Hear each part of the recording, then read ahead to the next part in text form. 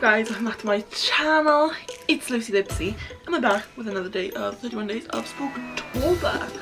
So I hope you're all having a good day. I hope you're all ready to sit down and watch a little video. It's a little spooky one today. It's actually got a little bit more than ghosts this time. I thought I'd incorporate some sort of like other mythical creatures, and I thought this was the absolutely perfect story to share with you guys. So put your feet up, grab a cup of coffee, chill out, and let's just listen to this story. So today's video is another castle, guys. I never realised until doing this that there are so many castles in Wales. Maybe that sounds stupid, but I didn't know. So without further ado, let's jump in and explore the history of Pennard Castle.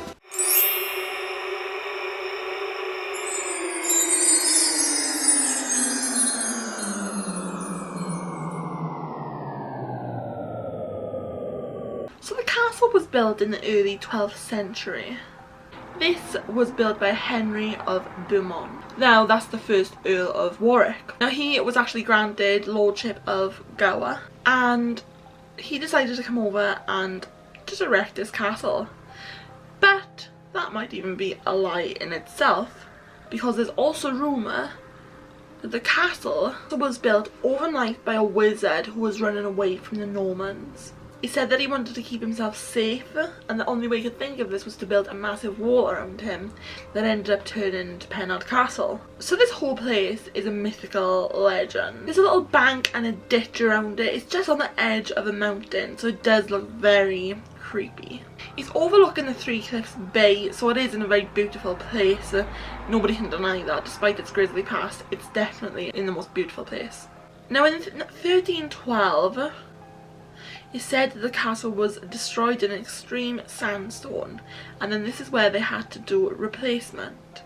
So from that they refurbished it. They ended up building it again with red sandstone and limestone. So the sandstorm, it was not your normal sandstorm. It's said to have been caused by the fairy folk. Now these are fairies that dress in scarlet and green, and they dance and make music in the moonlight. They're not malevolent, and they are no threat to children, but they are mischievous little creatures.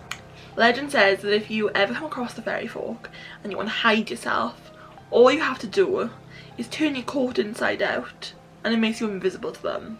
So the story of the fairy folk goes that one night the Lord was getting married, and it was his wedding. He had all of his friends in the castle. He was absolutely hammered. If you don't know what that is, it's drunk.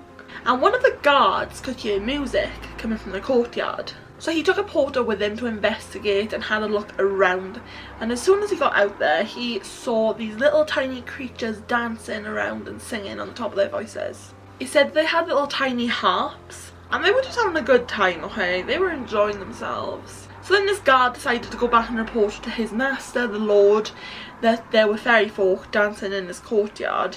And the Lord was very drunk at this point. He decided that he didn't want any of it. He went out with his sword, despite all of his guests telling him that he shouldn't do it, it's going to cause more trouble than what it's worth. The following was said to the Lord by the fairies: "Since thou hast without reason broken in upon our innocent sport, thou shalt be without castle or feast." Now it said that straight away a storm erupted. It tore down the walls of the castle and choked everyone inside to death with the sand. It was the most extreme sandstorm that they'd ever seen. Now it's actually believed that a mountain of sand from Ireland had been blown over, which is really weird when you think about it, because the fairy folk have such a close relationship with Ireland. It's almost like they asked their hometown to kind of get their back. By 1650 the castle was actually described as desolate and ruinedly surrounded by sand. It basically got ruined and fixed over and over and over in that pattern until the late 1800s, and then urgent repairs had to take place in 1963, and now there's actually just ruins there. There's the north and east curtain wall, remains of the square tower, and the gatehouse. It makes you think that maybe they set a curse on the castle as well to just constantly break. Now remember we spoke about the Cyhraith in Scare House. There's said to be another Cyhraith, Gwrach y Ribbon, Hag of the Mist. So it said that anyone who sees her, just like the Caharaith, is going to face impended doom or death. Apparently she roams the castle grounds through the night, condemning those who challenge themselves to stay.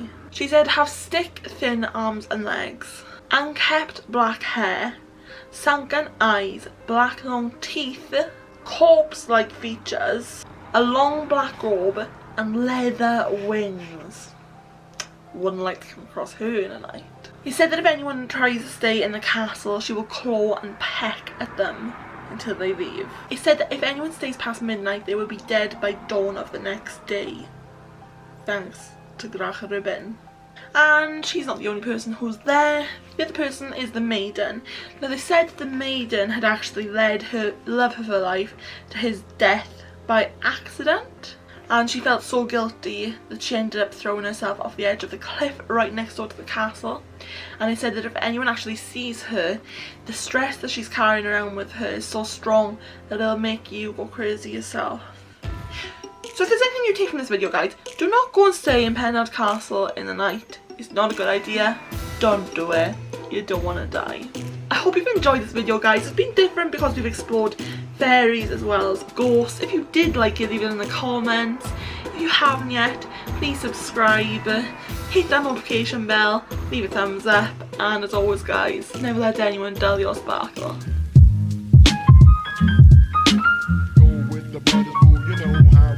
It's not for me to say.